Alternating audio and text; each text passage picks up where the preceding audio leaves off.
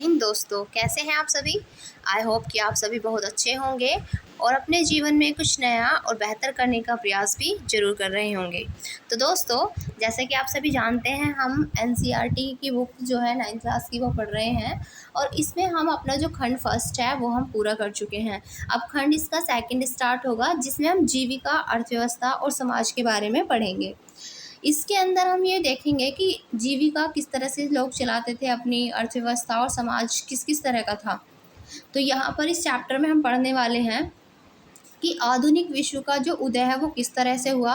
और इस बात पर विचार करते हुए हम ये चीज़ें भी देखेंगे कि अक्सर हम क्या करते हैं कि कारखानों, शहरों और बाज़ार की आपूर्ति करने वाले जो औद्योगिक और कृषि क्षेत्रों पर ही हम ध्यान देते रहते हैं और हम ये भूल जाते हैं कि इन क्षेत्रों के बाहर भी दूसरी और अर्थव्यवस्थाएं भी हैं और दूसरे लोग भी हैं जो राष्ट्र के लिए बहुत महत्व रखते हैं। तो आधुनिक दृष्टि से ये देखने से हमें ऐसा लगता है कि चरवाहे जो होते हैं और वनवासियों, घुमंतु किसानों और खाने जो हैं, इनकी चीज़ें बीन कर गुजर करने वालों की जो ज़िंदगी वो अतीत में ही कहीं अटक कर रह गई है। समकालीन विश्व के उदय का अध्ययन करते हुए और उनके प्रति हमारा रवैया कुछ ऐसा रहता है कि मानो कि उनकी जो ज़िंदगी है उसका कोई महत्व ही ना हो।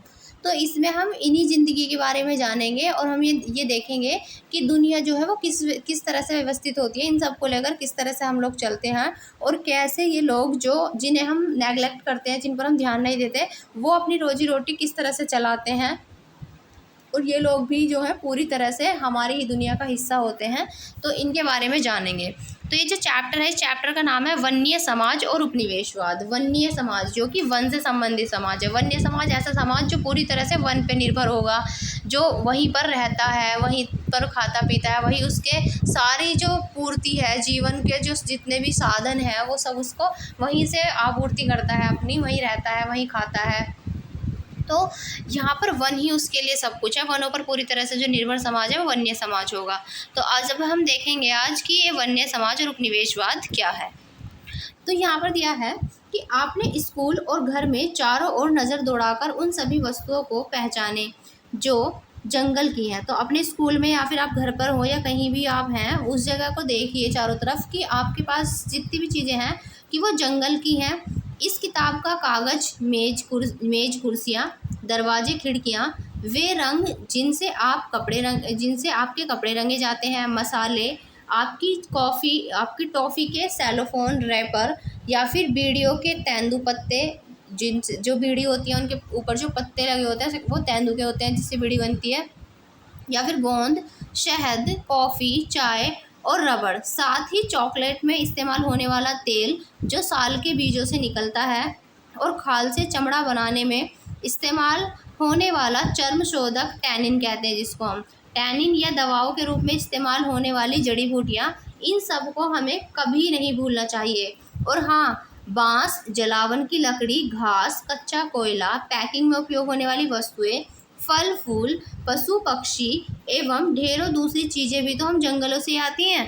अमेज़न या पश्चिमी घाट के जंगलों के एक ही टुकड़े में पौधों की 500 अलग अलग प्रजातियां मिल जाती हैं।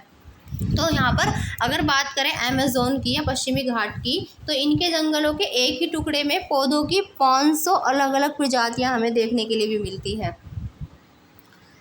यह विविधता बहुत तेज़ी से लुप्त होती जा रही है, यानी कि ये जो अभी विविधता हम देख रहे हैं, जो एक ही टुकड़े में, इसके एक ही बेल्ट में यहाँ पर 500 अलग अलग प्रजातियों के पौधे हम देख रहे हैं, ये ऐसी जो विविधता है ये तेज़ी से ख़त्म होती जा रही है। औद्योगिकरण के दौर में सन 1700 से 1995 के बीच 139 लाख वर्ग किलोमीटर जंगल, यानी कि दुनिया के कुल क्षेत्रफल का 9.3% भाग औद्योगिक इस्तेमाल, खेती बाड़ी, चारागाहों व ईंधन की लकड़ी के लिए साफ कर दिया गया है। तो आप देख सकते हैं कि दुनिया का 9.3% जो एरिया है वो औद्योगिक इस्तेमाल के लिए या फिर खेती बाड़ी के लिए, चारागाहों या फिर ईंधन की लकड़ी के लिए ये सब ख़त्म किया जा चुका है।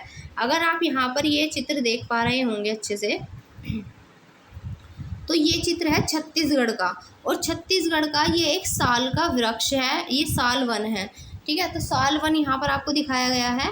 ये घना होने के कारण जंगल की सतह तक जो है वो सूरज की रोशनी यहाँ कम ही पहुँच पाती है और इस चित्र में आप पेड़ पौधों के विभिन्न आकार और प्रजातियां देख सकते हैं। तो यहाँ पर अलग अलग आकार के यहाँ पर पेड़ पौधे आपको दिखाई दे रहे हैं और ये इतने घने वन है कि यहाँ पर जो धूप है वो भी बहुत कम यहाँ पर आप पर मतलब पहुँच पाती है यहाँ पर जो धूप है।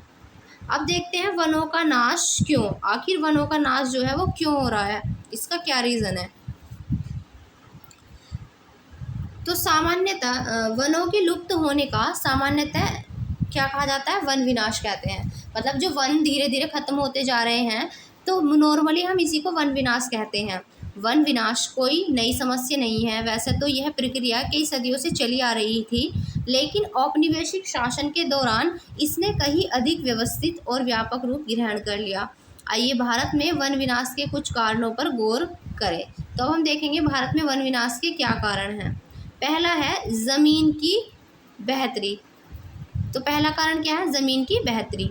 तो सन 1600 में हिंदुस्तान के कुल भूभाग के लगभग छठे हिस्से पर खेती होती थी। तो हिंदुस्तान का जितनी भूमि है उसके लगभग छठे हिस्से पर यहाँ पर खेती होती थी। आज यह आंकड़ा बढ़कर आधे तक पहुँच गया है, यानी कि अब लगभग आधे भाग पर ही जो है वो हिस्से पर खेती होती है। और इन सदियों के दौरान जैसे जैसे आबादी बढ़ती गई, खाद्य पदार्थों की मांग में भी वृद्धि हुई, वैसे वैसे किसान भी जंगलों को साफ करके खेती की सीमाओं का विस्तार करते गए और औपनिवेशिक काल में खेती में तेज़ी से फैलाव आया। जैसे जैसे वही जनसंख्या बढ़ी, आबादी बढ़ती गई तो मांग बढ़ती गई खाने की, और इसी तरह से जंगल साफ होते गए और फिर वहाँ पर खेती होने लगी। अगर यहाँ पर आप ये चित्र देख पा रहे हैं तो देखिए, ये जो चित्र दिखाया गया है ये व्हेन दी वैलीज पर फुल, जब घाटियाँ जो है भरी पड़ी थी। ये जब का है जब घाटियाँ कैसी थी भाई, भरी पड़ी थी। ये जॉन डॉसन की एक पेंटिंग है। ये लापता जैसे देशज अमेरिकी आदिवासी समूह जो इन विशाल उत्तर अमेरिकी मैदानों में रहते थे, इनका अर्थतंत्र अत्यंत वैविध्यपूर्ण था। वे मक्का उगाते थे, बीसन का शिकार करते थे और जंगली पौधों की खोज में रहते थे।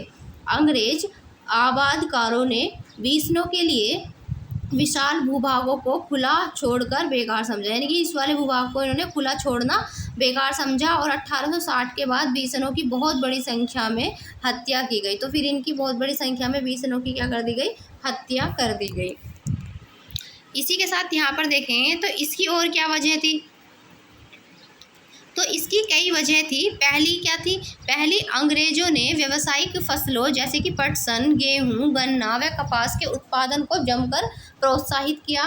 19वीं सदी के यूरोप में बढ़ती शहरी आबादी का पेट भरने के लिए खाद्यान्न और औद्योगिक उत्पादन के लिए कच्चे माल की ज़रूरत थी। तो अब इनकी ज़रूरत थी, तो लिहाजा इन फसलों की मांग में इजाफा हुआ। और दूसरी वजह ये थी कि 19वीं सदी की शुरुआत में औपनिवेशिक सरकार ने जंगलों को अनुत्पादक समझा और उनके हिसाब की इन्होंने सोचा कि ये जो जंगल है इनसे कोई उत्पादन नहीं होता, तो इनको अनुत्पादक समझा और उनके हिसाब से इस व्यर्थ के बियाबान पर खेती करके उससे राजस्व और कृषि उत्पादों को पैदा किया जा सकता है। तो इन्होंने सोचा कि इससे तो कोई फ़ायदा नहीं होगा, तो इन्होंने क्या काम किया कि जंगलों से तो कोई फ़ायदा नहीं होगा, जंगलों की जगह यहाँ पर जंगलों को हटवा के इनसे यहाँ पर खेती करवाई जाए, जिससे उन्हें राजस्व भी मिलेगा और कृषि उत्पाद जो है वो पैदा किए जाएंगे और उनको वो यूज़ भी करेंगे। और इस तरह राज्य की आय में बढ़ोतरी की जा सकती थी। यही वजह थी कि 1880 से 1920 के जो खेती योग्य ज़मीन के क्षेत्रफल में 67 लाख हेक्टेयर की बढ़त हुई।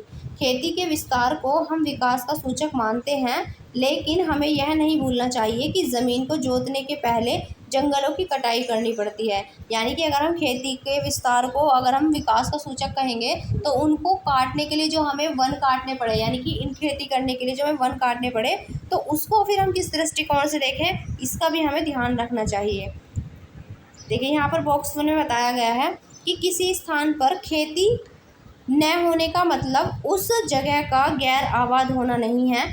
जब गोरे आबादकार ऑस्ट्रेलिया पहुंचे तो उन्होंने दावा किया कि यह महाद्वीप खाली था, ऑस्ट्रेलिया महाद्वीप। वास्तव में ये आदिवासी पथ प्रदर्शकों के नेतृत्व में पुरातन रास्तों से इस भूभाग में प्रविष्ट हुए थे और ऑस्ट्रेलिया के विभिन्न आदिवासी समुदायों के अपने स्पष्ट विभाजित इलाके थे। ऑस्ट्रेलिया के नागिरिंद जेरियो की अपनी ज़मीन की आकृति इनके पहले पूर्वज नुगरून देरी के प्रतीकात्मक शरीर जैसी थी। यह ज़मीन 5 अलग अलग प्राकृतिक प्रदेशों, खारे पानी, झीलों, झाड़ियों, रेगिस्तानी मैदानों, नदी तटीय मैदानों को अपने में समेटे हुए थी, जो अलग अलग सामाजिक आर्थिक ज़रूरतों को पूरा किया करते थे। तो इस तरह यहाँ पर ये लोग गए हुए थे। इन्होंने बताया कि अगर कोई ज़मीन खाली है, किसी स्थान पर खेती नहीं हो रही, तो उसका मतलब उसका गैराबाद होना नहीं है, बल्कि वहाँ पर कोई खेती की ही नहीं गई वास्तव में। या तो इसका मतलब ये हो सकता है, या फिर दूसरा, वहाँ पर कोई ऐसे प्रयास नहीं किए गए जिससे कि खेती हो, या उस भूमि को ठीक से देखा नहीं गया। अब देखते हैं स्रोत क्या क्या कहता है। परती ज़मीन पर कब्जा करके उसे खेती योग्य बनाया जाए, यह विचार सारी दुनिया के उपनिवेशकों के बीच शुरू से ही लोकप्रिय रहा कि खेती, जब जो परती ज़मीन है उसको खेती के योग्य बनाया जाए और फिर उस पर खेती की जाए। तो यही विचार था जिसने विजय को न्यायोचित ठहराया। अमेरिकी लेखक रिचर्ड हॉर्डिंग 1896 में मध्य अमेरिका के होंडुरास के बारे में लिखते हैं। तो देखते हैं वो क्या लिखते हैं। ये कहते हैं कि आज इससे बढ़कर रोचक सवाल कुछ हो ही नहीं सकता कि दुनिया की गैर विकसित पड़ी ज़मीन का क्या किया जाए, यानी कि जो विकसित ज़मीन नहीं है उसका क्या किया जाए।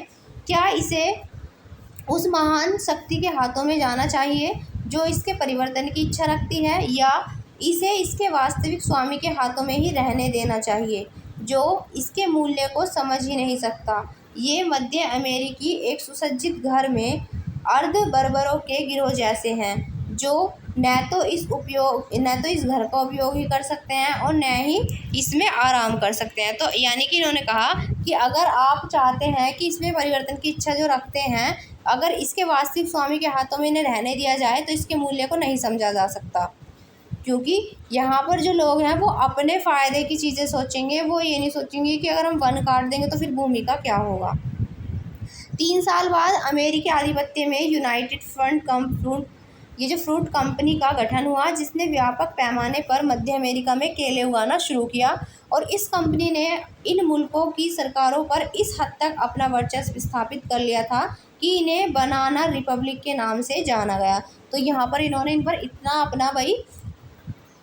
इतना ज़्यादा इनको अपने अंदर ले लिया या इन पर कब्ज़ा कर लिया कि इसको बनाना रिपब्लिक के नाम से जाना जाने लगा। अगर यहाँ पर आप देख रहे होंगे, ये पटरी पर स्लीपर की बात की गई है। तो स्लीपर क्या होता है ये जान लेते हैं। पटरी पर स्लीपर, तो स्लीपर जो होता है ये रेल की पटरी के आर पार लगे लकड़ी के जो तख्ते हैं, आर पार लगे तख्ते जो पटरियों को उनकी जगह पर रोके रखते हैं, वो कहलाते हैं स्लीपर्स। तो सिंहभूम के जंगलों में साल के तनों के स्लीपर का निर्माण छोटा नागपुर, ये मई 1897 का चित्र है। तो रेल की पटरी के लिए स्लीपर बनाने के लिए वन विभाग जो है यहाँ पर पेड़ों को काटने और इनसे पटरी बनाने के लिए तो आदिवासियों को नियुक्त किया करता था, लेकिन उनको अपना घर बनाने के लिए इन पेड़ों को काटने की अनुमति नहीं थी। यानी कि जो आदिवासी थे उनसे पेड़ कटवाए जाते थे रेल की पटरी बनाने के लिए, लेकिन उनके स्लीपरों के लिए। लेकिन यहाँ पर वो लोग अपना घर बनाने के लिए इन पेड़ों की लकड़ी नहीं काट सकते थे, इन्हें इसकी अनुमति नहीं थी। तो स्लीपर हमने अभी देखा, ये रेल की पटरी के आर पार लगे लकड़ी के तख्ते जो पटरियों को उनकी जगह पर रोक के रखते हैं। यही अगर बात की जाए 19वीं सदी की शुरुआत की, तो 19वीं सदी की शुरुआत तक इंग्लैंड में बलूत मतलब या ओक के जंगल लुप्त होने लगे। ये ओक एक ट्री होता है और इसकी वजह से शाही नौसेना के लिए लकड़ी की आपूर्ति में यहाँ पर मुश्किल आ खड़ी हुई। मजबूत और टिकाऊ लकड़ी की नियमित आपूर्ति के बिना अंग्रेजी जहाज भला कैसे बन सकते थे, और जहाज़ों के बिना शाही सत्ता कैसे बचाई और बनाई रखी जा सकती थी। 1820 के दशक में खोजी दस्ते हिंदुस्तान की वन संपदा का अन्वेषण करने के लिए भेजे गए, यानी कि खोज करने वाले भेजे जाते हैं। और एक दशक के भीतर बड़े पैमाने पर पेड़ काटे जाने लगे और फिर भारी मात्रा में लकड़ी का हिंदुस्तान से निर्यात होने लगा। यानी कि फिर भारी मात्रा में यहाँ पर पेड़ काटे गए और फिर बड़ी मात्रा में इनको एक्सपोर्ट किया जाने लगा हिंदुस्तान से। फिर 1850 के दशक में रेल लाइनों के प्रसार ने लकड़ी के लिए एक नई तरह की मांग पैदा कर दी। शाही सेना के आवागमन और औपनिवेशिक व्यापार के लिए रेल लाइनें अनिवार्य थी, क्योंकि भाई शाही सेना का जो आवागमन है उसके लिए और दूसरा जो व्यापार था इसके लिए रेल लाइनें यहाँ पर अब ज़रूरी हो गई थी। इंजनों को चलाने के लिए इंजन के तौर पर और रेल की पटरियों को जोड़े रखने के लिए स्लीपरों के रूप में लकड़ी की भारी ज़रूरत थी। 1 मील लंबी रेल की पटरी के लिए 1760 से 2000 स्लीपरों की आवश्यकता पड़ती थी। यानी कि जब 1 मील लंबी रेल की पटरी बनानी होती थी तो उसके लिए लगभग 1760 से 2000 स्लीपर की आवश्यकता पड़ती थी। भारत में रेल लाइनों का जाल 1860 के दशक से तेज़ी से फैला। फिर 1890 तक लगभग 25,500 किलोमीटर लंबी लाइनें बिछाई जा चुकी थी। तो 1890 तक 25,500 या 25,500 कह सकते हैं किलोमीटर लंबी लाइनें बिछाई जा चुकी थी 1890 तक। फिर 1946 में इन लाइनों की लंबाई करीब 7,65,000 किलोमीटर तक बढ़ चुकी थी और रेल लाइनों के प्रसार के साथ साथ बड़ी तादाद में पेड़ भी काटे गए। भाई सिंपल सी बात है, जब ये रेल के स्लीपर इनसे बनेंगे तो बहुत सारे, जब इतनी लंबी लाइनें बिछाई जा रही हैं तो बहुत सारे यहाँ पर पेड़ काटे गए होंगे। अकेले मद्रास प्रेसिडेंसी में 1850 के दशक में प्रतिवर्ष 35,000 पेड़ स्लीपरों के लिए काटे गए। देख रहे हो आप, हर साल 35,000 पेड़ स्लीपरों के लिए काटे गए और सरकार ने आवश्यक मात्रा की पूर्ति के लिए निजी ठेके दिए और इन ठेकेदारों ने बिना सोचे समझे पेड़ों को काटना शुरू कर दिया और रेल लाइनों के इर्द गिर्द जंगल तेजी से गायब होने लगे। तो रेल लाइनों के चक्कर में यहाँ पर जंगल भी गायब होने लगे। अगर आप ये चित्र देख रहे हैं यहाँ पर, तो ये बांस के बेड़े ये कासालांग नदी में बहकर जाते हुए चिट्टगांव पर्वतीय पट्टी दिख रही है। तो ये नदी में बहते हुए जा रहे हैं, बांस के बेड़े हैं ये कासालांग नदी में जो बहकर जा रहे हैं। चिट्टगांव पर्वतीय पट्टी यहाँ पर दिखाई गई है। ये वाला चित्र देखिए आप, अगर आप ये वाला चित्र देख रहे हैं तो ये चित्र दिखाया गया है, ये रंगून के एक लकड़ी गोदाम में लकड़ी के शहतीर सहेजता हुआ हाथी दिखाया जा रहा है। ये औपनिवेशिक दौर में अक्सर हाथियों का इस्तेमाल जंगलों और लकड़ी के गोदामों में भरी भारी भरकम लकड़ी को उठाने के लिए यहाँ पर हाथी का यूज़ किया जाता था। तो ये हाथी यहाँ पर काम कर रहा है। अब यहाँ पर ये बताया गया है कि मुल्तान और शुकुर के बीच जो इंडस वैली का निर्माण है, रेलवे नाम से लगभग 300 मीटर लंबी एक नई लाइन बिछाई जानी थी, जिसमें 2000 स्लीपर प्रति मील की दर से इसके लिए इतना इसमें किया गया था। यानी कि ये बहुत यहाँ पर महंगा पड़ा था। 22 लाख स्लीपर्स यहाँ पर लगाए गए थे। इतनी बड़ी यहाँ पर रेलवे लाइन बिछाई गई। तो देख सकते हैं आप यहाँ पर कितनी लंबी रेलवे लाइन बिछाई गई और कितने पेड़ों को यहाँ पर काटा गया। यहाँ पर अगर आप देखेंगे तो ये वाला चित्र देखिए, ये यहाँ पर ये ईंधन की लकड़ी इकट्ठा करके घर लौटती हुई औरतें दिखाई गई हैं, जो कि ईंधन की लकड़ी लेकर घर लौट रही हैं। और चित्र साथ में दिखाया गया है कि लट्ठे ले जाता हुआ ट्रक में किस तरह से लट्ठे भरे हुए हैं। तो लट्ठे काटने के लिए किसी क्षेत्र का चुनाव करने के बाद वन विभाग सबसे पहले चौड़ी सड़कों का निर्माण करता है। यानी कि जहाँ से लट्ठे काटने अगर वो जगह देख ली, उसके बाद फिर वहाँ पर सड़कें बनाई जाती थी, जिससे कि ट्रकों का प्रवेश वहाँ पर हो सके और जंगल के उन रास्तों से इसकी तुलना करें जिससे होकर लोग ईंधन या लकड़ी दूसरे लघु वन उत्पाद इकट्ठा करने के लिए जाया करते थे। तो ऐसे अनेक ट्रक लकड़ी से भरे हुए जंगलों से बड़े बड़े शहरों को जाते थे। तो आप देख सकते हैं यहाँ पर छोटी मोटी लकड़ियाँ जो बीन कर ला रही हैं औरतें, और यहाँ की सड़कें देख लो और यहाँ का रास्ता देख लो। यहाँ पर ये गाड़ी चलाने के लिए पहले सड़कों का निर्माण किया जाता था, जबकि यहाँ पर कोई ऐसी व्यवस्था नहीं होती थी जो घरेलू यूज़ के लिए अपनी लकड़ियाँ लाती थी। अब देखते हैं बागान मतलब चाय के जो बड़े बड़े बाग होंगे। तो यूरोप में चाय, कॉफ़ी और रबड़ इनकी बढ़ती मांगों को पूरा करने के लिए इन वस्तुओं के बागान बने और इनके लिए भी प्राकृतिक वनों का एक भारी हिस्सा साफ किया गया। औपनिवेशिक सरकार ने जंगलों को अपने कब्जे में लेकर उनके विशाल हिस्सों को बहुत सस्ती दरों पर यूरोपीय बागान मालिकों को सौंप दिया। तो यहाँ पर जैसे जैसे चाय की, कॉफ़ी और रबड़ इनकी मांग बढ़ती गई, तो इनके लिए भी जो प्राकृतिक वन थे उनको साफ कर दिया गया और जो औपनिवेशिक सरकार ने जिन जंगल पर अपना कब्जा करके रखा था, उनके हिस्से में जो उनके विशाल हिस्सों को बहुत सस्ती दरों पर इन्होंने क्या किया, यूरोपीय बागान मालिकों को सौंप दिया और इन इलाकों की बाड़ाबंदी करके जंगलों को साफ कर दिया गया और चाय, कॉफ़ी की खेती यहाँ पर की जाने लगी। तो यहाँ पर आप देख सकते हैं प्लेजर ब्रांड की चाय ये दिखाई गई है। तो ये एक ब्रांड है प्लेजर ब्रांड टी। तो यहाँ पर इस तरह से यहाँ पर दिखाई गई है प्लेजर ब्रांड टी यहाँ पर बनती थी चाय। इसी के साथ आगे देखते हैं। अब देखते हैं यहाँ पर व्यावसायिक वानिकी की शुरुआत, यानी कि किस तरह से व्यवसाय के लिए यहाँ पर वन की शुरुआत की जाती है, व्यावसायिक वानिकी की शुरुआत। तो पिछले खंड में हमने देखा कि जहाज यानी कि जो जहाज़ थे, जहाज़ और रेल की पटरियां बिछाने के लिए अंग्रेज़ों को जंगलों की ज़रूरत थी और अंग्रेज़ों को इस बात की भी चिंता थी कि स्थानीय लोगों द्वारा जंगलों का उपयोग व व्यापारियों द्वारा पेड़ों की अंधाधुंध कटाई से जंगल नष्ट हो जाएंगे। इसलिए उन्होंने डायट्रिच ब्रैंडिस नामक जर्मन विशेषज्ञ को इस विषय पर मशवरे के बुलाया और उसे देश का पहला वन महानिदेशक नियुक्त किया।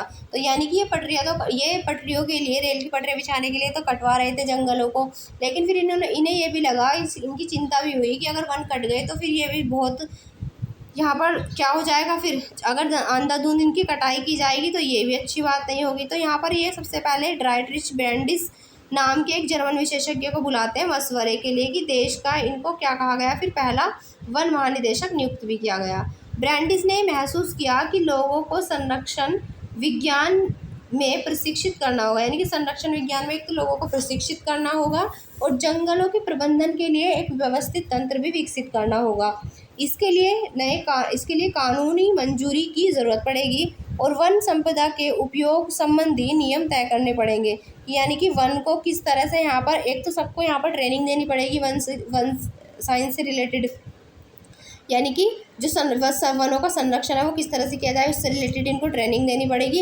एक व्यवस्था तंत्र पूरा विकसित करना पड़ेगा, दूसरा कानून बनाने पड़ेंगे और वन संपदा जो इनका उपयोग किया जाएगा उसके लिए भी कुछ नियम कानून तय किए जाएंगे।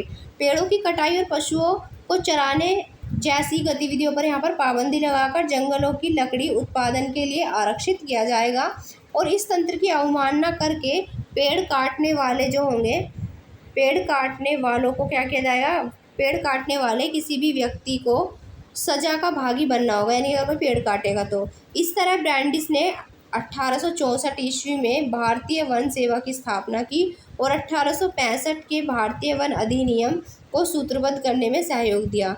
इंपीरियल फॉरेस्ट रिसर्च इंस्टीट्यूट की स्थापना 1906 में देहरादून में हुई थी। यहाँ जिस पद्धति की शिक्षा दी जाती थी उसे वैज्ञानिक वानिकी यानी कि साइंटिफिक फॉरेस्ट्री कहा गया, लेकिन आज पारिस्थितिकी विशेषज्ञों सहित ज़्यादातर लोग ये मानते हैं कि यह पद्धति कतई भी वैज्ञानिक नहीं है आज के टाइम में।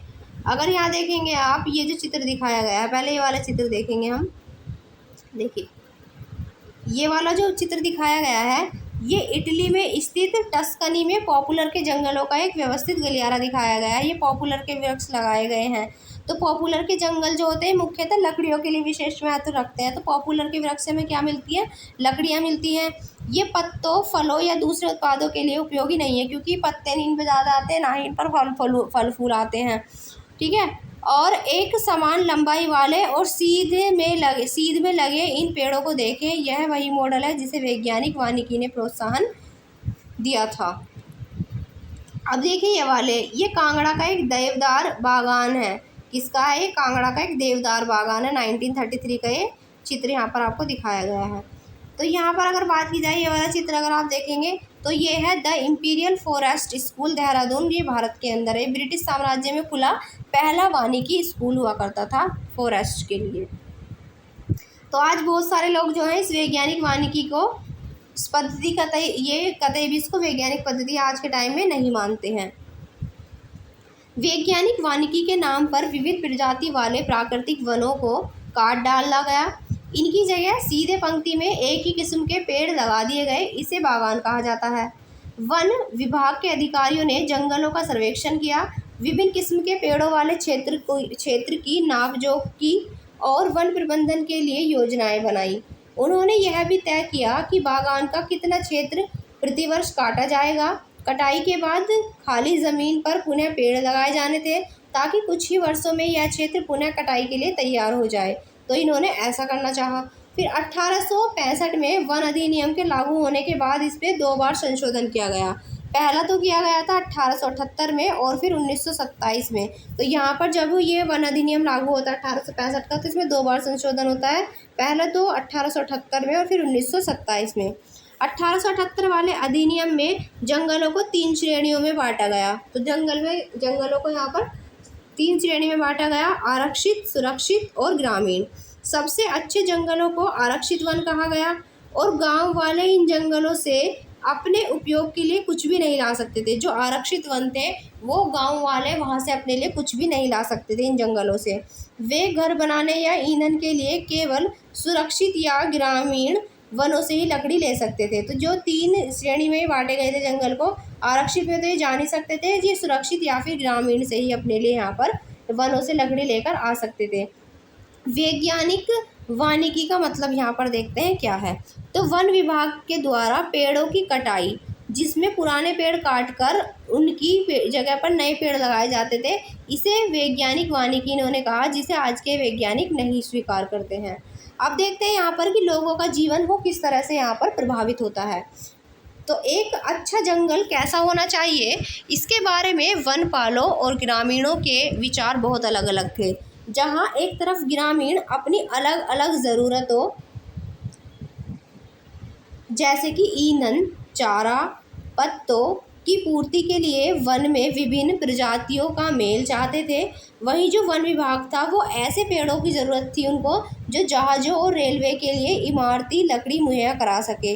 ऐसी लकड़ियाँ जो सख्त, लंबी और सीधी हों। इसलिए सागौन और साल जैसी प्रजातियों को प्रोत्साहित किया गया और दूसरी जो किस्में थी उनको काट डाला। यानी कि जो ग्रामीण लोग थे वो तो चाहते थे कि उन्हें अपने ईंधन की प्राप्ति हो, चारों पत्ते मिले उनके जो भी मवेशी हैं उनके लिए भी। लेकिन जो ये लोग हुआ करते थे भाई, जो वन विभाग वाले थे, वो तो अपने फ़ायदे का काम देखते थे। उन्हें तो सीधी लंबी लकड़ी चाहिए थी ताकि वो अपने जहाज़ निर्माण, रेल की पटरियों में इनका यूज़ कर सकें। अगर आप ये वाला यहाँ पर चित्र देख रहे हैं तो ये चित्र है जंगलों से महुआ बीनना। तो यहाँ पर ये महुआ बीना जा रहा है जंगलों से। तो गांव वाले उजाला होने के पहले ही उठकर ज़मीन पर गिरे हुए महुआ के फूलों को बीनने के लिए जंगल चले जाते थे।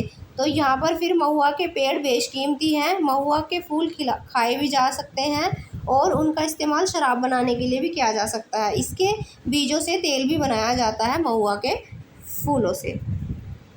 तो यहाँ पर जो वन्य इलाके हैं, वन्य इलाकों में लोग कंदमूल, फल, पत्ते आदि वन उत्पादों का विभिन्न ज़रूरतों के लिए उपयोग करते हैं। फल और कंद अत्यंत पोषक खाद्य हैं, विशेषकर मानसून के दौरान जब फसल कट कर घर न आई हो और दवाओं के लिए जड़ी बूटी का इस्तेमाल होता है। लकड़ी का प्रयोग हल जैसी खेती के लिए औजार बनाने में किया जाता है। बांस से बेहतरीन बाड़ें बनाई जा सकती हैं और इसका उपयोग छतरी और टोकरी बनाने के लिए भी किया जा सकता है। सूखे हुए कुम्हाड़े के खोल का प्रयोग पानी की बोतल के रूप में किया जा सकता है और जंगलों में लगभग सब कुछ उपलब्ध है। पत्तों को जोड़ कर खाओ फेंको किस्म के पत्तल और दाने जो दोने हैं वो बनाए जा सकते हैं। सियादी की लताओं से रस्सी बनाई जा सकती है। सेमूर जो कि सूती रेशम है, इसकी कांटेदार छाल पर सब्जियां छीली जा सकती हैं। महुए के पेड़ से खाना पकाने और रोशनी के लिए तेल निकाला जा सकता है। तो अब आप देख सकते हैं वनों से हमें कितना फ़ायदा है। यहाँ पर अगर आप देखेंगे तो ये सूखते हुए दिखाए जा रहे हैं क्या, तेंदू के पत्ते। तो जंगलों में रहने वाले बहुत सारे जो लोग हैं, लोगों के लिए तेंदू के पत्ते की बिक्री आय का एक प्रमुख साधन है। प्रत्येक बंडल में लगभग 50 पत्ते होते हैं और एक व्यक्ति कठिन परिश्रम करके एक दिन में ज़्यादा से ज़्यादा 100 बंडल इकट्ठा कर सकता है। बच्चे, महिलाएं और वृद्ध ही मुख्यतः पत्ते इकट्ठे करते हैं। तो ये जो तेंदू के पत्ते हैं ये बीड़ी बनाने के काम आते हैं, जैसा कि अभी हमने पढ़ा ही था। अगर आप ये वाला चित्र देख रहे हैं यहाँ पर, तो ये देखिए यहाँ पर खलिहानों से अनाज लाते हुए दिखाया गया है। तो खलिहानों से पुरुष जो हैं ये टोकरियों में अनाज ला रहे हैं। पुरुष अपने कंधों के आर पार एक छड़ी में बंधी हुई टोकरियों को लाते हैं, जबकि औरतें जो हैं इन टोकरियों को अपने सर पर रख कर लाती हैं और पुरुष कंधे पर दोनों तरफ लटका कर ला रहे हैं अपने इस टोकरी को। वन अधिनियम के चलते देश भर में गाँव वालों की मुश्किलें बढ़ गईं। इस कानून के बाद घर के लिए लकड़ी काटना, पशुओं को चराना और कंदमूल फल इकट्ठा करना आदि जो रोज़मर्रा की गतिविधियां हैं वो गैरकानूनी बन गई। अब उनके पास जंगलों से लकड़ी चुराने के अलावा कोई भी चारा नहीं बचा और पकड़े जाने की स्थिति में वे वन रक्षकों की दया पर होते जो उनसे घूस ऐंठते थे। यानी कि एक तो इनको अपनी ज़रूरतों के लिए यहाँ पर चीज़ें नहीं दी गई, इनको मना कर दिया गया आरक्षित क्षेत्र में या आरक्षित में नहीं जा सकते थे जहाँ से इन्हें अपने सामान मिलेगा ज़रूरतों का, और इसके लिए फिर उन्हें अपनी ज़रूरतों को पूरा करने के लिए चोरी करनी पड़ी। और जब पकड़ा जाता था यहाँ पर, उसका यहाँ पर इनसे मोटी मोटी रकम भी यहाँ पर ऐंठते थे जो लोग यहाँ पर उनकी जो वन रक्षक होते थे वो लोग। जलावनी लकड़ी एकत्रित करने वाली औरतें विशेष तौर से परेशान रहने लगी।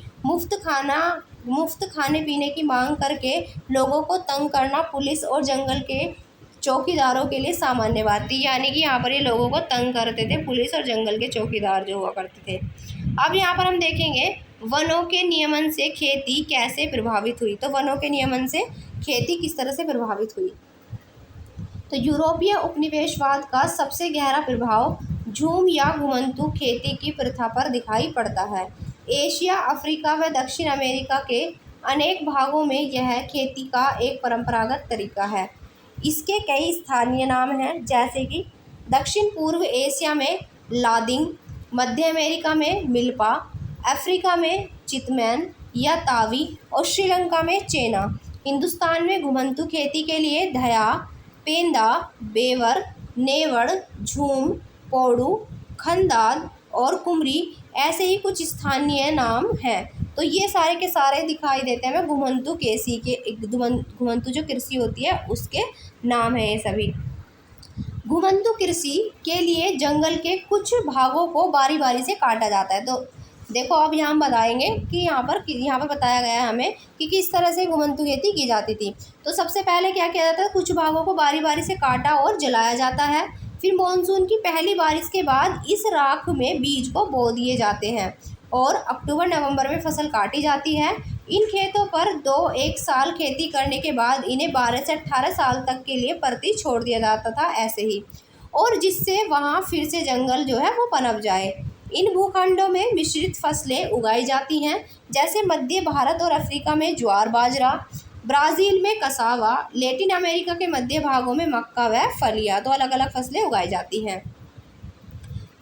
इसी के साथ यहाँ पर ये चित्र देखिए, आप ये चित्र दिखाया गया है, ये टोंगिया खेती एक ऐसी व्यवस्था है जहाँ किसानों को कुछ समय के लिए बागानों में ही खेती करने की आज़ादी थी। 1921 में बर्मा के थर्रावाड़ी डिवीज़न से लिए गए इस चित्र में किसान धान बो रहे हैं और लोहे के छर वाले लंबे बांसों की सहायता से पुरुष धरती में छेद बनाते हैं और औरतें जो है वो प्रत्येक छेद में यहाँ पर धान बोती हैं।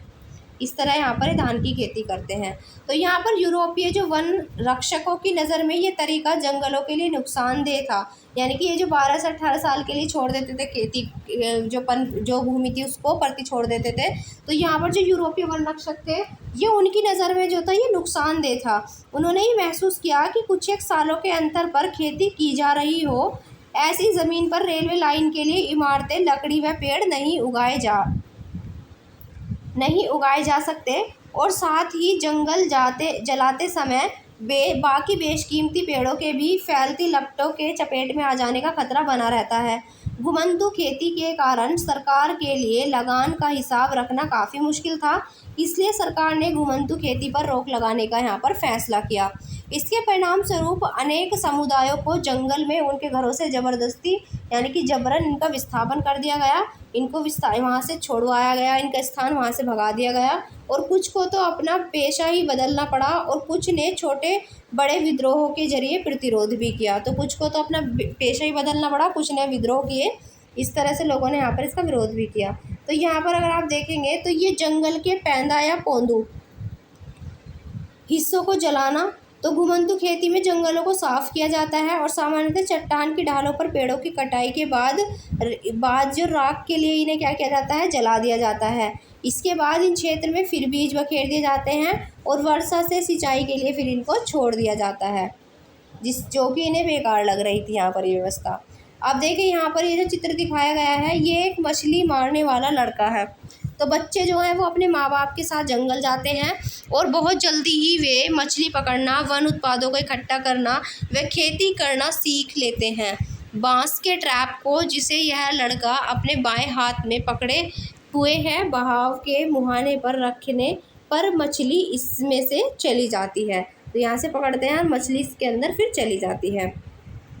यहाँ देखते हैं हम शिकार की आज़ादी किसे थी, यानी कि यहाँ पर शिकार कौन कर सकते थे। तो जंगल संबंधी नए कानूनों ने वनवासियों के जीवन को एक और तरह से प्रभावित किया। वन कानूनों के पहले जंगलों में या उसके आसपास रहने वाले बहुत सारे लोग हिरन, तीतर जैसे छोटे मोटे शिकार करके अपना जीवन यापन करते थे। यह पारंपरिक प्रथा अब गैरकानूनी हो गई थी। शिकार करते हुए पकड़े जाने वाले को अवैध शिकार के लिए दंडित किया जाने लगा था, यानी कि जो लोग थे यहाँ के वनवासी वो अपनी ज़रूरतों के हिसाब से छोटे मोटे शिकार कर लिया करते थे। लेकिन अगर अब जब से कानून लागू हुआ इसके बाद अगर कोई ऐसा करता था तो उसके लिए यहाँ पर दंड रखा गया, उसको दंडित किया जाने लगा और इस शिकार को अवैध माना जाने लगा। जहाँ एक तरफ वन कानूनों ने लोगों को शिकार के परंपरागत अधिकार से वंचित किया, वहीं बड़े जानवरों का आखेट एक खेल बन गया। हिंदुस्तान में बाघों और दूसरे जानवरों का शिकार करना सदियों से दरबारी और नवाबी संस्कृति का हिस्सा रहा था। यानी कि जो बड़े जानवर होते हैं, बाघ हो गए, शेर हो गए, इनका जो शिकार करना था वो एक नवाबी शौक रहा है, स्टार्टिंग से ही संस्कृति का एक हिस्सा रहा भारत के अंदर। अनेक यानी कि जो हिंदुस्तान के अंदर अनेक मुगल कलाकृतियों में शहजादों और सम्राटों को शिकार का मजा लेते हुए दिखाया गया है, किंतु औपनिवेशिक शासन के दौरान शिकार का चलन इस पैमाने तक बढ़ा कि यहाँ पर यानी कि जो औपनिवेशिक शासन था इस दौरान तो शिकार और भी ज़्यादा बढ़ा और इस पैमाने तक बढ़ा कि यहाँ पर जो कई प्रजातियाँ थी वो कई प्रजातियाँ लगभग पूरी तरह से ही लुप्त हो गई। अंग्रेज़ों की नज़र में बड़े जानवर जो थे वो जंगली बर्बर और आदि समाज के प्रतीक चिन्ह थे। उनका ये मानना था कि खतरनाक जानवरों को मारकर वे हिंदुस्तान को सभ्य बनाएंगे। बाघ, भेड़िए और दूसरे बड़े जानवरों के शिकार पर यह कहकर इनाम दिए गए कि इनसे किसानों को खतरा है। तो ऐसा कहकर क्या किया जाता था, जो भी इनका शिकार करते थे जानवरों के शिकार पर इनको इनाम दिए जाते थे कि इनसे जो है किसानों को खतरा है। 1875 से 1925 के बीच इनाम के लालच में 80,000 से भी ज़्यादा बाघ और 1.5 लाख तेंदुए और 2 लाख भेड़िए यहाँ पर मार दिए गए। धीरे धीरे बाघ के शिकार को एक खेल की ट्रॉफी के रूप में देखे जाने लगा और अकेले जॉर्ज यूल नामक एक अंग्रेज अफसर ने उसने अकेले नहीं 400 बाघों को यहाँ पर मारा था। प्रारंभ में जंगल के कुछ इलाके शिकार के लिए ही आरक्षित थे। काफ़ी समय के बाद पर्यावरणविदों और संरक्षणवादियों ने आवाज़ उठाई कि जानवरों की इन सारी प्रजातियों को सुरक्षित होनी चाहिए और इनको नहीं मारा जाना चाहिए, क्योंकि ये हमारी विविधता का एक इम्पोर्टेंट पार्ट है, इनको ख़त्म नहीं किया जाना चाहिए। ये जो चित्र आप यहाँ पर देख रहे हैं तो ये चित्र है यहाँ पर नेपाल में शिकार के बाद लॉर्ड रीडिंग का। तो लॉर्ड रीडिंग ने यहाँ पे क्या किया है, इसने यहाँ पर शिकार किया है। तो फोटो में यहाँ पर मृत बाघों की गिनती करें कितने सारे बाघ हैं, देखो 1 2 3 4 5 6 7 और 8, यहाँ पर 8 बाघ हैं इसने जिनको मारा हुआ है। तो ब्रिटिश औपनिवेशिक अफसर और राजा जब शिकार के लिए जाते तो तब उनके साथ नौकरों की एक पूरी फौज जाती थी और गांव के कुशल शिकारी हाका लगाते थे और साहब जो थे उनको तो बस गोली चलानी पड़ती थी। हाका वाका लगाने का काम जो होता था वो गांव के कुशल जो शिकारी थे वो इस सब काम को करते थे। यहाँ पर अगर आप देखें तो देखिए यहाँ पर बताया गया है कि जो बेगा है, ये बेगा एक जनजाति है, एक समुदाय है। तो बेगा ये मध्य भारत का एक वन समुदाय है जो कि 1892 में जब उनकी घुमंतु खेती पर रोक लगा दी गई तब उन्होंने सरकार को ये याचिका दी थी। अब देखते हैं उन्होंने ये याचिका क्या दी थी। तो इन्होंने कहा था कि हर रोज़ हम फाका करते हैं क्योंकि हमारे पास खाने का अनाज नहीं है। हमारे पास सिर्फ एक ही दौलत है और वह है हमारी कुल्हाड़ी। हमारे पास अपने तन को ढकने के लिए कपड़े नहीं हैं। आग ताप कर हम अपनी ठंडी रातें गुजारते हैं। हम अब खाने के लिए मर रहे हैं। हम कहीं भी जा भी नहीं सकते हैं। हमने ऐसी क्या गलती की है कि सरकार ने हमारी परवाह नहीं की। कैदियों को जेलों में पर्याप्त भोजन दिया जाता है, घास उगाने वालों को भी उनकी ज़मीन से बेदखल नहीं किया जाता है, लेकिन हम जो यहाँ कई पीढ़ियों से रहते आए हैं हमें सरकार हमारा अधिकार नहीं देती। तो ये कहना था इन लोगों का, बेगा समुदाय का। अब देखते हैं यहाँ पर नए व्यापार और नए जो रोजगार, नई सेवाएं। तो नए व्यापार, नए रोजगार और नई सेवाएं। तो जंगलों पर वन विभाग का नियंत्रण स्थापित हो जाने से लोगों को कई तरह के नुकसान हुए। लेकिन कुछ लोगों को व्यापार के नए अवसरों का लाभ भी मिला। कई समुदाय अपने परंपरागत पेशे को छोड़कर वन उत्पादों का व्यापार करने लगे। महज हिंदुस्तान ही नहीं बल्कि दुनिया भर में कुछ कुछ ऐसा ही नज़ारा दिखता है। उदाहरण के लिए 19वीं सदी की अगर बात करें तो 19वीं सदी के मध्य में ऊंची जगहों पर रहकर मेनियोक उगाने वाले ब्राज़ीली अमेज़न के मुंदुरुकु समुदाय के लोगों ने व्यापारियों को रबड़ की आपूर्ति के लिए जंगली रबड़ के वृक्षों से लेटेक्स एकत्र करना प्रारंभ कर दिया। कालांतर में यानी कि बाद में वे व्यापार चौकियों की ओर नीचे उतर आए और पूरी तरह से व्यापारियों पर निर्भर हो गए।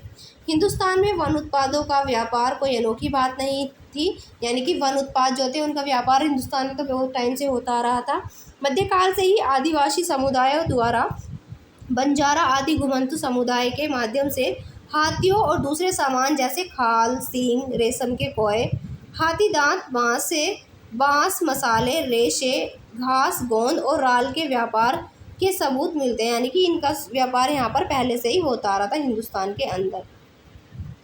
लेकिन अंग्रेजों के आने के बाद से व्यापार पूरी तरह से जो था वो सरकारी नियंत्रण में चला गया। ब्रिटिश सरकार ने कई बड़ी यूरोपीय व्यापारिक कंपनियों को विशेष इलाकों में वन उत्पादों के व्यापार की इजारेदारी सौंप दी। स्थानीय लोगों के द्वारा शिकार करने और पशुओं को चराने पर पाबंदी लगा दी गई, यानी कि जो स्थानीय लोग थे ना तो वो शिकार कर सकते थे ना ही वो अपने पशुओं को चरा सकते थे, इस पर रोक लगा दी गई। और इस प्रक्रिया में मद्रास प्रेसिडेंसी के कोरावा, कराचा व येरुकुला जैसे अनेक चरवाहे और घुमंतु समुदाय अपनी जीविका से हाथ धो बैठे और इनमें से कुछ को अपराधी कबीले कहा जाने लगा और ये सरकार की निगरानी में फैक्ट्रियों, खदानों व बागानों में काम करने को यहाँ पर मजबूर हो गए। काम के नए अवसरों का मतलब यह नहीं था कि उनकी जीवन स्थिति में हमेशा सुधार ही हुआ हो। असम के चाय बागानों में काम करने के लिए झारखंड के संथाल और उरांव व छत्तीसगढ़ के गोंड जैसी आदिवासी जो मर्द थे और औरतें दोनों को भर्ती किया गया और उनकी मजदूरी बहुत ज़्यादा कम होती थी और कार्य परिस्थितियाँ उतनी ही खराब होती थी। उन्हें उनके गाँवों से उठाकर भर्ती तो कर लिया गया था, लेकिन उनकी वापसी आसान नहीं थी कि वो वहाँ से वापस भी आ सके, वो आसान काम नहीं था। अब यहाँ पर देखते हैं, ये दिखाया गया है यहाँ पर पुतुमायों में रबड़ की निकासी। तो पुतुमायों में रबड़ की निकासी किस प्रकार होती थी? तो दुनिया भर में बागानों में काम की स्थितियाँ भयावह थी, यानी कि पूरी दुनिया में जो बागानों में काम कराया जाता था उनकी स्थिति बहुत ज़्यादा खतरनाक थी, भयानक थी। अमेज़न के पुतुमायो क्षेत्र में पेरुवियन रबड़ कंपनी ब्रिटिश व पेरुवियन साझे में इनके द्वारा रबड़ की निकासी हुई तो तोस कहे जाने वाले स्थानीय इंडियनों की बेगार पर निर्भर थी। बेगार होते जिनसे ज़बरदस्ती काम कराया जाता था। 1900 से 1912 के बीच पुतुमायो में 4000 टन रबड़ का उत्पादन हुआ और इसी दौरान इंडियन आबादी में यंत्रणा, रोगों और पलायन के चलते 30,000 की यहाँ पर गिरावट आई। रबड़ कंपनी के एक वेतनभोगी ने निर्णय किया है कि रबड़ का संग्रह कैसे किया जाता है। मैनेजर ने सैकड़ों इंडियनों को स्टेशन पर उपस्थित होने का निर्देश दिया। उसने अपनी कार्बाइन और छुरा पकड़ा और इन बेब्स इंडियनों का कत्लेआम यहाँ पर शुरू कर दिया गया। तो यहाँ पर क्या किया गया, एक कार्बाइन को यहाँ पर छुरा पकड़कर और इन बेब्स को इंडियनों का यहाँ पर कत्लेआम शुरू कर दिया गया, यानी कि बेबस, सॉरी ये क्या है, ये बेबस है। तो जो बेबस इंडियन है इनका क्या कर दिया गया, यहाँ पर कत्लेआम किया गया। थोड़ी ही देर में बच्चों, महिलाओं और पुरुषों की 150 लाशों से ज़मीन ढक दी गई। तो थोड़ी देर में यहाँ पर महिला, पुरुषों और बच्चों की 150 लाशों से ये ज़मीन ढक दी गई और खून से नहाए हुए, दया की भीख मांगते हुए जिंदा लोगों को मुर्दा के ढेर के साथ जला दिया गया। और मैनेजर चिल्लाया, मैं भी उन सभी इंडियनों को ख़त्म कर देना चाहता हूँ जो रबड़ लाने के लिए दिए गए मेरे आदेश को नहीं मानते हैं। तो इतनी खतरनाक यहाँ पर स्थिति दिखाई गई है उस टाइम की। तो इजारेदारी का मतलब होता है यहाँ पर एक अधिकार, यानी कि एक ही व्यक्ति का अधिकार या एक ही संस्था या कंपनी, मतलब एक का ही अधिकार। अब देखते हैं यहाँ पर वन विद्रोह। वन विद्रोह किस प्रकार हुआ? तो हिंदुस्तान और दुनिया भर में वन्य समुदायों ने अपने ऊपर थोपे गए बदलावों के खिलाफ बगावत की। संथाल परगना में सीधू और कानू, छोटा नागपुर में बिरसा मुंडा और आंध्र प्रदेश में अल्लूरी सीताराम राजू को लोकगीतों और कथाओं में अंग्रेजों के खिलाफ उभरे आंदोलनों के नायक के रूप में आज भी याद किया जाता है। हम जो बस्तर रियासत है उसमें 1910 में हुए ऐसे ही एक विद्रोह का विस्तार से अध्ययन करेंगे। तो यहाँ पर हम देखेंगे किस तरह से बस्तर में यहाँ पर विद्रोह हुआ था 1910 में। इससे पहले यहाँ पर ये चित्र देखिए आप, देखिए ये जो चित्र दिखाया गया है इसमें हमें दिखाया गया है, ये जो अलग अलग रेखांकित चित्र दिखाया गया है इसमें यहाँ पर सीमाएं दिखाई गई हैं, राज्य दिखाए गए हैं, जिला और तहसील मुख्यालय दिखाए गए हैं। इसी के साथ नदी सड़कें भी दिखाई गई हैं और रेलवे लाइंस जो हैं वो भी दिखाई गई हैं। तो यहाँ पर ये इनके साइन दिखाए गए हैं। अब इनको हम थोड़ा जूम करके देखेंगे तो आपको ज़्यादा अच्छे से ये नज़र आएंगे। तो यहाँ पर देखिए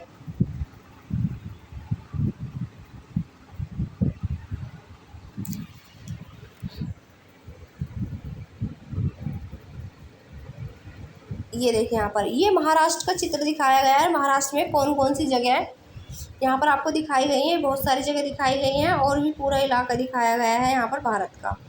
ठीक है, चलिए इसके बाद अब हम नज़र डालते हैं इधर। तो अब हम यहाँ पढ़ेंगे और फिर समझते हैं कि इन्होंने यहाँ पर क्या कहने की कोशिश की है। तो इस बस्तर का विद्रोह पढ़ने से पहले हम जानते हैं बस्तर के लोगों के बारे में। तो बस्तर के लोग, बस्तर ये छत्तीसगढ़ के सबसे दक्षिणी छोर पर आंध्र प्रदेश, उड़ीसा व महाराष्ट्र की सीमाओं से लगा हुआ एक क्षेत्र है। बस्तर का केंद्रीय भाग पठारी है और इस पठार के उत्तर में छत्तीसगढ़ का मैदान और दक्षिण में गोदावरी नदी का मैदान है। तो दक्षिण में गोदावरी नदी, ये देखिए यहाँ पर गोदावरी दिखाई गई है और यहाँ पर उत्तर में हमने इसके क्या देखा, कहाँ गए, हम पढ़ रहे थे यहाँ पर दक्षिण में गोदावरी नदी का मैदान है और उत्तर में हमने देखा था छत्तीसगढ़ का मैदान। इंद्रावती नदी जो है ये बस्तर के आर पार पूर्व से पश्चिम की तरफ बहती है। बस्तर में मारिया, मुरिया, गोंड, धुरवा, भतरा, हलवा आदि अनेक आदिवासी समुदाय रहते हैं। अलग अलग ज़बानें बोलने के बावजूद इनके रीति रिवाज और विश्वास एक जैसे हैं। बस्तर के लोग ये मानते हैं कि हर एक गाँव को उसकी ज़मीन धरती माँ से मिली है और बदले में वे प्रत्येक खेती हर त्योहार पर धरती को चढ़ावा चढ़ाते हैं। धरती के अलावा वे नदी, जंगल व पहाड़ यानी जो पहाड़ हैं उन पहाड़ों की आत्मा को भी उतना ही मानते हैं। चूँकि हर गांव को अपनी चौहद्दी पता होती है, इसलिए ये लोग इन सीमाओं के भीतर समस्त प्राकृतिक संपदाओं की देखभाल करते हैं। यदि एक गांव के लोग दूसरे गांव के जंगल से थोड़ी लकड़ी लेना चाहते हैं तो इसके बदले में वे एक छोटा सा शुल्क अदा करते हैं जिसे देवसारी डांड या मान कहा जाता है। कुछ गांव अपने जंगलों की हिफाजत के लिए चौकीदार रखते हैं जिन्हें वेतन के रूप में हर घर से थोड़ा थोड़ा सा अनाज दिया जाता है। हर वर्ष एक बड़ी सभा का आयोजन होता है जहां एक परगने यानी कि गांवों के समूह को कहा जाता था परगने के गांवों के मुखिया जुटते हैं और जंगल सहित तमाम दूसरे अहम मुद्दों पर वो लोग चर्चा करते हैं। यहाँ पर अगर आप इस चित्र को देखेंगे तो पहले आप इस चित्र को देखिए। तो इस चित्र में हमें दिखाया गया है ये बस्तर में सेना का कैंप है 1910 का। तो बस्तर में सेना के एक कैंप का चित्र 1910 में लिया गया। सेना तंबुओं, बावर्चियों और सिपाहियों के साथ चलती थी। तो सेना अपने साथ किसे किसे लेके चलती थी, बावर्चियों को भी, तंबू को साथ लेके चलती थी और सिपाहियों के साथ चलती थी। यहाँ एक सिपाही विद्रोहियों से सुरक्षा के लिए कैंप की पहरेदारी यहाँ पर ये कर रहा है। ये आपको दिख रहा होगा पहरेदारी करता हुआ कैंप की। और ये जो हमने यहाँ पर चित्र देखा था, ये चित्र जो है ये सन 2000 का बस्तर का चित्र है। ये 1947 में बस्तर रियासत को कांकेर रियासत में मिला दिया गया और ये पूरा का पूरा क्षेत्र मध्य प्रदेश का बस्तर जिला बना। फिर 1998 में इस ज़िले को एक बार फिर से कांकेर, बस्तर और दांतेवाड़ा जिलों में बांट दिया गया और सन 2000 में ये ज़िले छत्तीसगढ़ का हिस्सा बन गए। और 1990 का विद्रोह कांकेर वन क्षेत्र में यानी कि घेरे में से ही शुरू हुआ और जल्दी ही राज्य के अन्य क्षेत्रों में भी ये फैल गया था।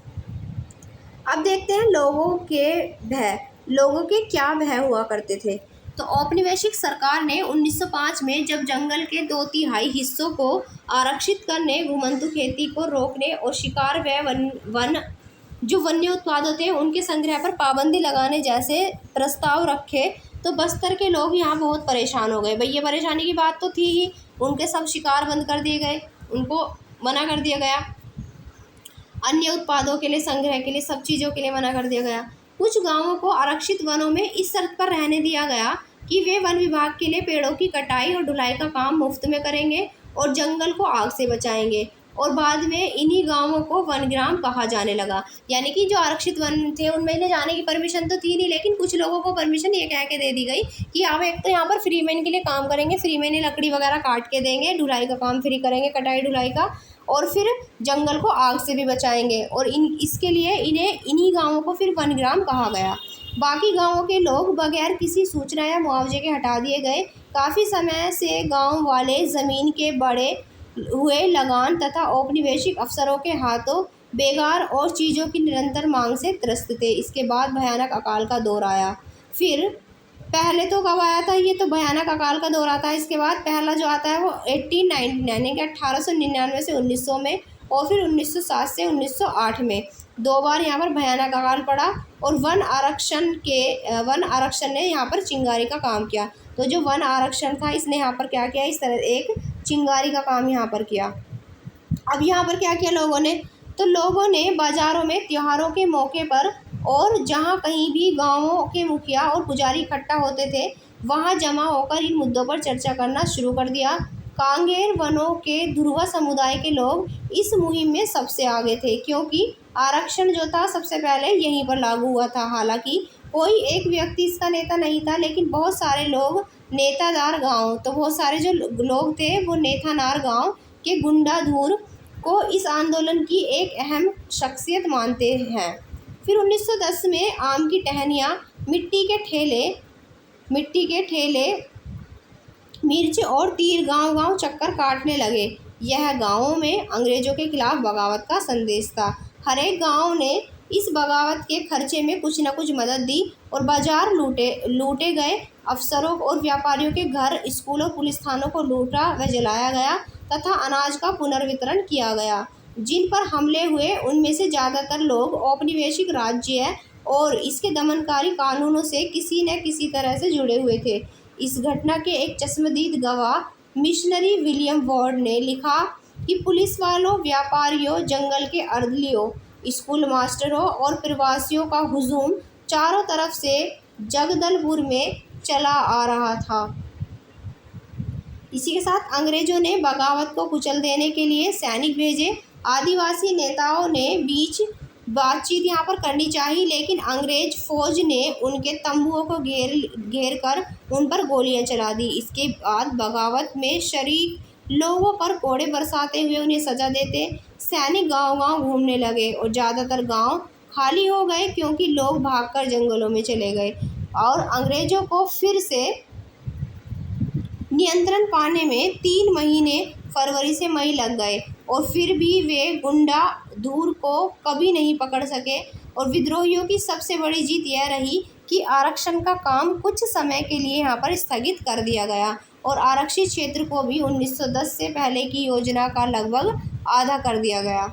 और बस्तर के इन जिलों, और यहाँ पर क्या किया गया, बस्तर के जंगलों और लोगों की कहानी यहीं ख़त्म नहीं होती है। आज़ादी के बाद भी लोगों को जंगल से बाहर रखने और जंगलों को औद्योगिक उपयोग के लिए आरक्षित रखने की जो नीति है वो कायम रही है। और 1970 के दशक में विश्व बैंक ने ये प्रस्ताव रखा था कि कागज़ उद्योग को लुगदी उपलब्ध कराने के लिए 4600 हेक्टेयर प्राकृतिक साल वनों की जगह देवदार के पेड़ लगाए जाएं, लेकिन स्थानीय पर्यावरणविदों के विरोध के फलस्वरूप इस परियोजना को रोक दिया गया। आइए अब एशिया के एक हिस्से इंडोनेशिया की तरफ चलें और ज़रा देखें कि इस वक्त वहाँ पर क्या हो रहा था। इसको देखने से पहले कि इंडोनेशिया में क्या हो रहा था, इससे पहले अब हम यहाँ पर ये देखेंगे ये क्या किस्सा यहाँ पर सुनाया गया है। यहाँ पर देखिए, सबसे पहले तो देखिए ये है भोंडिया। भोंडिया ने 400 लोगों को इकट्ठा कर कई सारे बकरों की कुर्बानी दी और दीवान, जिसके बीजापुर की तरफ से आने की संभावना थी, उनको बीच में ही रोकने के लिए चल पड़ा। फिर 10 फरवरी को चली इस भीड़ ने पुलिस चौकी तथा मारेंगा स्कूल को जला दिया। केसलूर में लाइनों व पशु अवरोधशाला और टोकापाल यानी कि राजूर में भी एक स्कूल को जलाया गया। और दीवान को सुरक्षित वापस लाने के लिए भेजे गए स्टेट रिजर्व पुलिस के एक हेड कांस्टेबल और 4 कांस्टेबलों को बंधक बना लिया गया और एक दस्ता करंजी स्कूल जलाने के लिए छोड़ दिया गया। और इस भीड़ ने गार्डों के साथ कोई बदसलूकी करने के बजाय उनके हथियार उनसे ले लिए और उन्हें छोड़ दिया। भोंडिया माझी के नेतृत्व में जो बागी थे, बागियों के एक दल ने कायर नदी का रास्ता लिया क्योंकि दीवान मुख्य सड़क छोड़कर उधर से आ सकता था। बाकी लोग बीजापुर से आने वाली मुख्य सड़क को बंद करके दिल्ली चले गए और बुद्धू माझी और हरचंद नाइक ने मुख्य दल की कमान संभाली। तो इस तरह से यहाँ पर लोगों ने एक साथ मिलकर ये काम किया था। अब देखते हैं यहाँ पर बस्तर में जो रहने वाले बुजुर्ग हैं इस लड़ाई के बारे में जिसे उन्होंने अपने माता पिता से सुना है वो बताते हैं। देखते हैं वो क्या बताते हैं। तो कनकापाल के पोदियामी गंगा को उनके पिता पोदियामी तोकेली ने ये बताया कि अंग्रेज़ों ने आकर हमारी ज़मीन लेनी शुरू कर दी। राजा को आसपास क्या हो रहा है इसकी कोई परवाह न थी, इसलिए ज़मीन ली जा रही थी। यह देखकर उसके समर्थकों ने लोगों को इकट्ठा किया। लड़ाई शुरू हुई, उसके कट्टर समर्थक मारे गए, बाकियों पर कोड़े से मार पड़ी। मेरे पिता पोदियामी तोकेली को भी कोड़ों से यहाँ पर पीटा गया, लेकिन वह भागने में कामयाब हुए और बच निकले। यह आंदोलन अंग्रेज़ों से छुटकारा पाने के लिए था और अंग्रेज उनको घोड़ों से बांधकर घसीटा करते थे। हर एक गांव से 2-4 लोग जगदलपुर लाए गए। चिदपाल के गार्गी देवा और मिखोला, माँ की मिराल के दौल और अबरा बूंदी, बालेरास का वांदा पांडू, पालेम का उंगा और दूसरे ढेर सारे लोग। इसी तरह से ये नंदरासा के एक बुजुर्ग ने क्या कहा था, यानी कि ये लोग इस तरह से ढेर के रूप में लाए जाते थे। इसी तरह से एक और है नंदरासा के एक बुजुर्ग हैं चेंद्रू, इन्होंने क्या कहा, तो इन्होंने बताया था कि लोगों की तरफ पूर्णिया थे। पालेम के मिल्ले मुदाल, नंदरासा के सोएकाल धुरवा और पांडवा मांझी। हर परगना से लोग अलनार तरह इकट्ठा हुए। एक झटके में पलटन ने सबको घेर लिया और गुंडा दूर उड़ सकते थे इसलिए उड़ निकले, लेकिन जो तीर कमान वाले थे अब वो क्या करें। रात में लड़ाई होने लगी और लोग झाड़ियों में छिपकर पेट के बल भागे और फौज की जो पलटन थी वो भी भागी। जो लोग जिंदा बचे किसी तरह वो अपने घर गांव पहुंच पाए फिर यहाँ से। तो इस तरह की स्थिति थी वहाँ पर। अब देखेंगे कि एक तरफ इंडोनेशिया में क्या चल रहा था।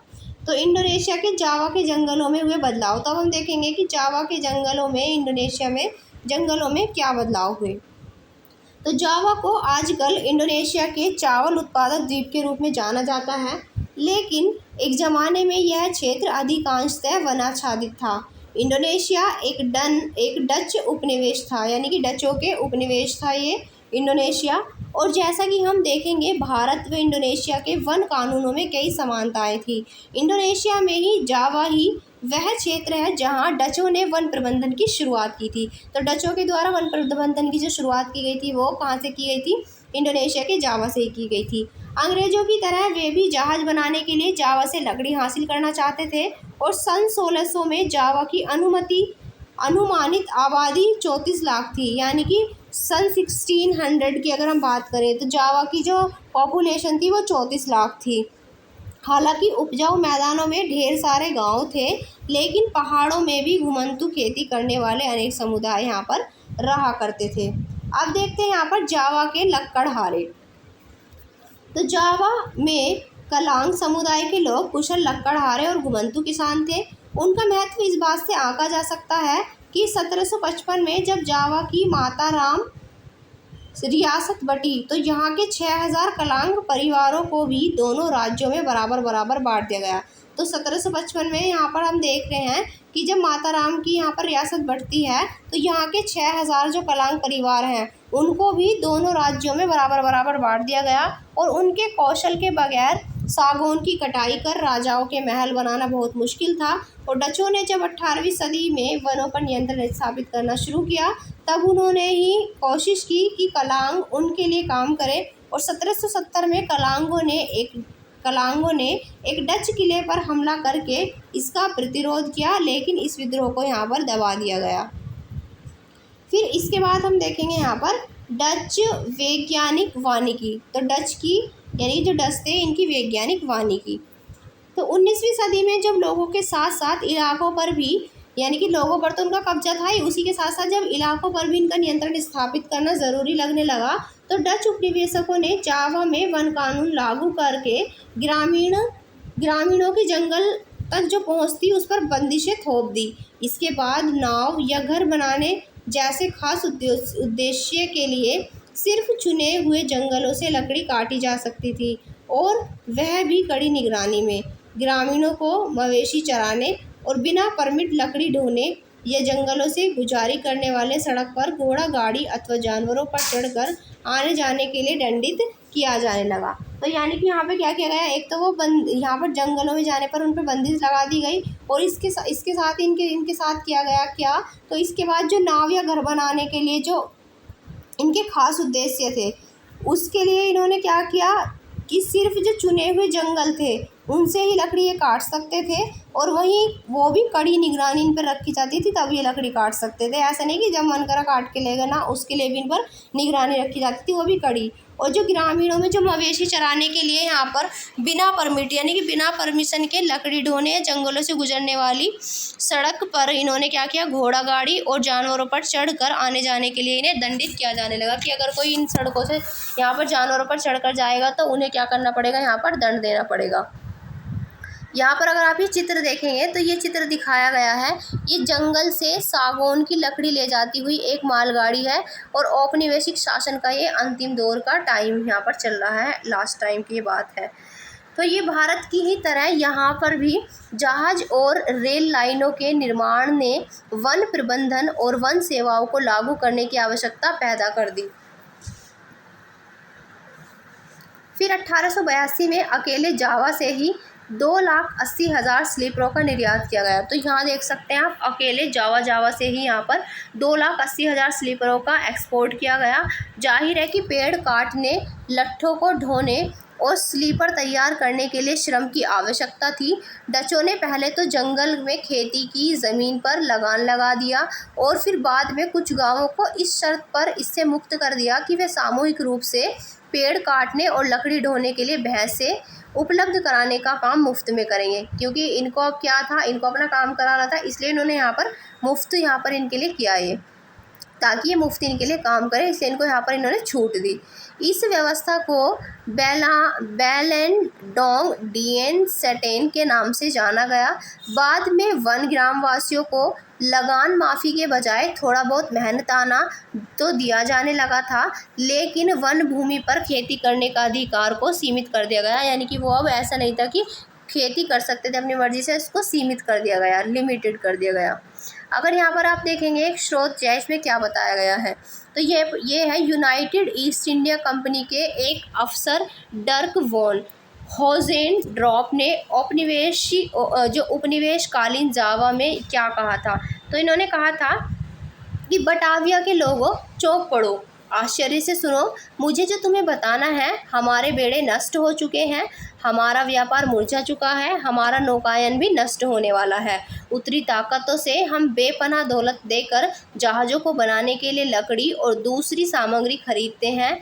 जावा में हम सामरिक और व्यापारिक संगठित दलों को, जिनकी जड़ें इस धरती में धसी हैं, छोड़ते हैं। दलों को, तो यहाँ पर इन्होंने क्या कहा कि इनको ये छोड़ेंगे जिनकी जो जड़ें हैं वो धरती में धसी हुई हैं, इन्हें छोड़ते हैं। हाँ, जावा के जंगलों में एक सम्मानजनक नौसेना के निर्माण को बहुत ही कम समय में यहाँ पर संभावित करने के लिए पर्याप्त लकड़ी है, साथ ही जितनी ज़रूरत हो उसके लिए यहाँ पर व्यापारिक जहाज़ों को बनाने के लिए भी है। और इसके बावजूद जावा के जंगल जो हैं उतनी ही तेज़ी से उगते हैं जितनी तेज़ी से उन्हें काटा जाता है। उचित प्रबंधन और अच्छी देखरेख के साथ ये स्रोत कभी भी ख़त्म नहीं होंगे, ऐसा इनका कहना था। अब यहाँ पर देखते हैं सामिन की चुनौती। ये बात है सन 1890 की आसपास की। सागौन के जंगलों में स्थित रानदुबला, ये है रानदुबलातुंग गांव के निवासी ये हैं सुरोंतिको सामिन, तो इनका नाम है सुरोंतिको सामिन ने जंगलों पर राजकीय मालिकाने पर सवाल खड़ा करना प्रारंभ कर दिया। उसका तर्क था कि चूंकि हवा, पानी, ज़मीन और लकड़ी ये राज्य की बनाई हुई नहीं है, इसलिए उन पर इसका उसका अधिकार नहीं हो सकता है, यानी कि राज्य ने नहीं बनाई है जो इस पर राज्य का अधिकार होगा। जल्दी ही एक व्यापक आंदोलन खड़ा हो गया और इस आंदोलन को संगठित करने वालों में सामिन का दामाद भी सक्रिय था। 1907 तक 3000 परिवार उसके विचारों को मानने लगे और डच जब जमीन का सर्वेक्षण करने आए तो कुछ साम्यवादियों ने अपनी ज़मीन पर लेटकर इसका विरोध किया, जबकि दूसरों ने यहाँ पर लगान या जुर्माना भरने या बेगार करने से इनकार कर दिया। तो कुछ लोग ज़मीन पर लौट गए और दूसरों ने यहाँ पर जुर्माना भरने, लगान देने से यहाँ पर मना कर दिया और उनकी बेगारी करने से भी मना कर दिया। अगर ये मैप आप यहाँ पर देख पा रहे हैं तो यहाँ पर देखेंगे इस मैप को। देखिए इस मैप में इंडोनेशिया के ज़्यादातर जो जंगल हैं वो सुमात्रा में कहाँ पर फैले हुए हैं, सुमात्रा, कालीमंतन और पश्चिमी ईरान में स्थित है। जावा ही वो जगह है जहाँ पर डचों ने अपनी पहली वैज्ञानिक वानिकी जो है वो स्टार्ट की थी। तो यहाँ पर अब अगर आप देखेंगे तो ये सुमात्रा दिखाया गया है यहाँ पर, ये यहाँ पर जावा हो गया तुम्हारा, ये रेलवे लाइन यहाँ पर बिछी हुई दिखाई गई है, ये यहाँ पर कुआलालंपुर हुआ इसकी कैपिटल जो है। अगर आप ये देखेंगे तो ये बोर्नियो, ठीक है। और ये जो द्वीप है ये अब चावल उत्पादन के लिए मशहूर है, जावा द्वीप, जो कभी सोगान के जंगलों से ये ढका रहता था। अब देखते हैं यहाँ पर हम युद्ध और विनाश। युद्ध होता है और युद्ध से किस तरह से वन का विनाश होता है। तो युद्ध और वन विनाश। तो पहले और दूसरे विश्व युद्ध का जंगलों पर गहरा असर पड़ा। भारत में तमाम चालू कार्य योजनाओं को स्थगित करके वन विभाग ने अंग्रेजों की जंगी ज़रूरतों को पूरा करने के लिए बेतहाशा पेड़ काटे। जावा पर जापानियों के कब्जे से ठीक पहले डचों ने भस्म कर भागो नीति अपनाई, जिसके तहत आरा मशीनों और सागौन के विशाल लट्ठों के ढेर जला दिए गए जिससे वे जापानियों के हाथ न लग पाएँ। और इसके बाद जापानियों ने वनवासियों को जंगल काटने के लिए बाध्य करके अपने युद्ध उद्योग के लिए जंगलों का निर्मम दोहन किया और बहुत सारे गांव वालों ने इस अवसर का लाभ उठाकर जंगल में अपनी खेती का विस्तार किया। और जंग के बाद इंडोनेशिया के वन सेवा के लिए इन ज़मीनों को वापस हासिल कर पाना कठिन था। यानी कि अब क्या हुआ, जंग हुई, इसके बाद इंडोनेशिया वन सेवा के लिए इन ज़मीनों को अपने आप पास ले पाना मुश्किल था। और हिंदुस्तान की ही तरह यहाँ भी खेती योग्य भूमि के प्रति लोगों की चाह और ज़मीन को नियंत्रित करने के लिए लोगों को उससे बाहर रखने की जो वन विभाग की जिद के बीच यहाँ पर टकराव पैदा होता है। अगर ये यहाँ चित्र आप यहाँ पर देख पा रहे हैं तो ये चित्र है इंडियन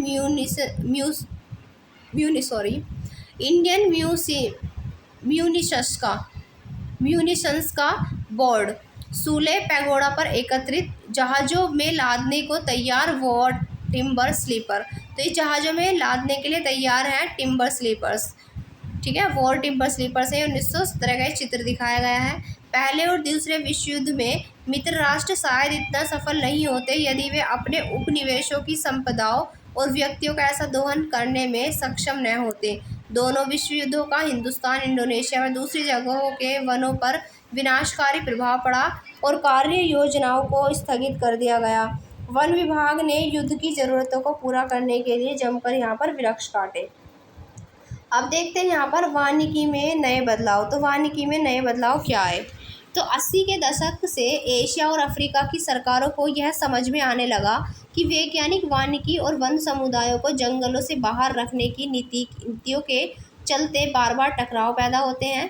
परिणाम स्वरूप वनों से इमारती लकड़ी हासिल करने के बजाय जंगलों का संरक्षण ज़्यादा महत्वपूर्ण लक्ष्य बन गया और सरकार ने यह भी मान लिया कि इस लक्ष्य को हासिल करने के लिए वन प्रदेशों में रहने वाले जो हैं उनकी मदद लेनी होगी। मिज़ोरम से लेकर केरल तक हिंदुस्तान में हर कहीं पर घने जंगल सिर्फ इसलिए बच पाए कि ग्रामीणों ने सरना, देवराकुडू, कानराई इत्यादि नामों से पवित्र बगीचा समझकर इनकी रक्षा की। कुछ गांव तो वन रक्षा पर निर्भर रहने के बजाय अपने जंगलों की चौकसी आप करते रहे हैं। और इनमें से हर परिवार बारी बारी अपना योगदान देता है। स्थानीय वन समुदाय और पर्यावरणविद अब वन प्रबंधन के वैकल्पिक तरीकों के बारे में भी सोचने लगे हैं कि और इसके लिए वन प्रबंधन के लिए क्या किया जा सकता है। अगर आप ये चित्र देख रहे होंगे यहाँ पर, तो ये डच औपनिवेशिक शासन के अधीन रेमबेग का गोदाम दिखाया गया है। यहाँ पर देखिए पीछे कितने लकड़ियों के गट्ठर यहाँ पर लगे हुए हैं। तो यहीं पर ये हमारा चैप्टर फिनिश हो जाता है। अगर आपको इस चैप्टर में कुछ चीज़ समझ नहीं आई हो तो आप कमेंट में पूछ सकते हैं। तो फिर मिलेंगे कल एक नए चैप्टर के साथ। तब तक के लिए जय हिंद, जय भारत।